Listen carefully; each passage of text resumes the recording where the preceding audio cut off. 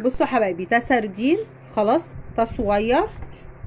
بصوا الحجم بتاعه صغير مش كبيره، في طبعا احجام كبيره وفي اصغر من كده، بس انا حبيت ايه خير الامور الوسط. الحجم دوت حلو جدا بالنسبه لي. طبعا عباره عن ايه؟ ده ملح رشيدي. ثانيه بس اغسل ايدي.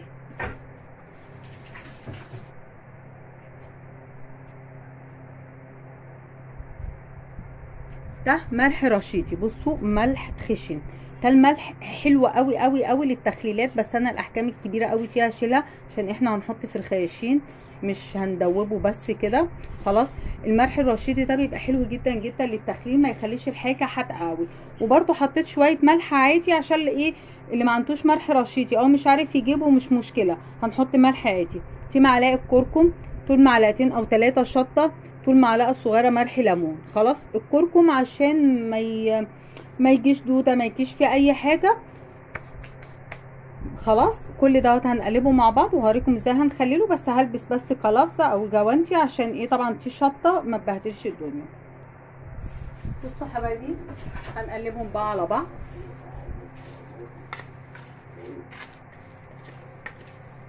الكميه دي حسب الكميه اللي انت جايباها. خلاص انا الكميه اللي معايا 3 كيلو.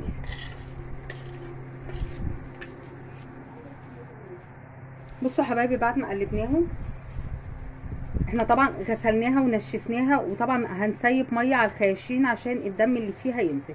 احنا كل اللي احنا هنعمله ان احنا هنحشي الخياشين دي. لو كان حجمها اصغر شويه انا ما بحشيهاش الصراحه، انا بحطها في العلبه واقلبها كده مع الملح والشطه والحاجات دي وخلاص. بس هي عشان حجمها كبير شويه فايه بصوا يعني نحط في الخياشين ونتخل كده شويه. خلاص انا اهم حاجه احاول كده، بصوا يعني اعملوها كده.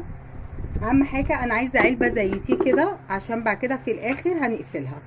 خلاص نعمل واحده تانية. هنفتح الخياشين ديت هندخل كده جواها، هنحشيها كويس جدا.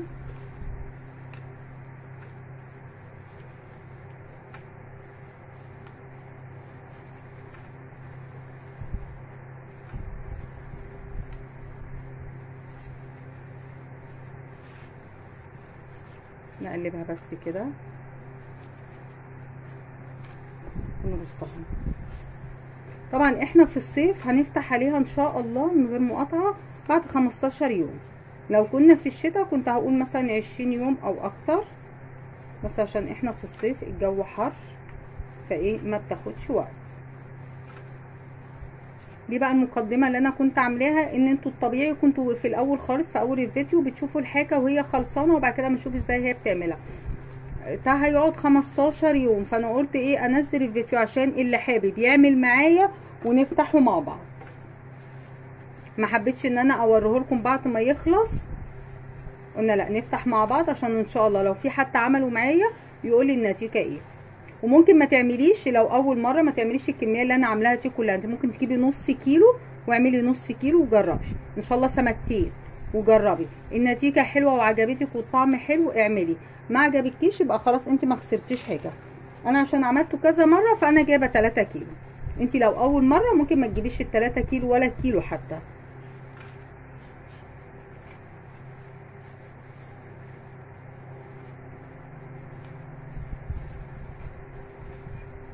وان شاء الله احيانا ربنا الفيديو اللي جاي احنا بنشتري دايما في شم النسيم، كل سنه وانتم طيبين، او عيد الربيع او ايا كان المسمى عشان ما نقولش كلام. في ساعات كلمه شم النسيم فيه بيقولوا حرام فمش عارفه، فعشان ما نقولش كلام غلط بنشتري رنجه وفسيخ وملوحه. طبعا ده تعتبر ملوحه. خلاص طبعا احنا عارفين الفسيخ بنشتريه كيلو ب 200 وب 300 وحاجات كده غاليه جدا. احنا الفيديو اللي جاي ان شاء الله هنعمله مع بعض وهنفتحهم الاتنين مع بعض ان شاء الله. بس انا ما حبيتش اعمله لكم في فيديو واحد عشان ايه في ناس ممكن تتلخبط.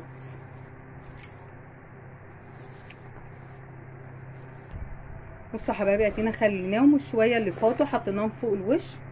بصوا هنسمي كده بسم الله. يعني لو ما عندكيش علبه، هنفترض ان انا ما عنديش علبه محكمه الغلق زي ديت خلاص، وانا كمان هلفها ايه بالستريتش. هنحط في اكياس عادي، بس هنحط بقى ايه في كذا طبق الكيس، عشان ايه هو اكيد هينزل ميه، فاحنا هنحطه في كذا كيس ونقفلهم كويس جدا جدا جدا، وبعد كده هنحطهم في اي صينيه عندنا، او اي يعني صينيه غويطه شويه بتاعه الكيك والحاجات ديت، عشان بس لو نزلت ميه تبقى منزله فيها. هنحطه بقى في دولاب المطبخ، او هنحطه في اي حته ما نلمسهاش ولا حاجه، ولا حته فيها شمس، اهم حاجه ما يكونش فيها شمس. بصوا هنقفلها كويس جدا. حطيها طبقه تانية. بصوا حبايبي واتينا قفلنا كويس جدا جدا جدا. اهم حاجه التقفيل خلاص يكون كويس جدا عشان ما يدخلوش اي هوا. يعني بصي بعد ما نقفل برضو نقوم مقفلينه كده. لو انت اكياس هتقفلي الاكياس كويس جدا جدا، وبعد ما هتقفليها كويس جدا هتلزقيها وتحطيها في صينيه. خلاص ارجع لكم ان شاء الله بعد 15 يوم، ويا رب ينول اعجابكم. السلام عليكم ورحمه الله وبركاته.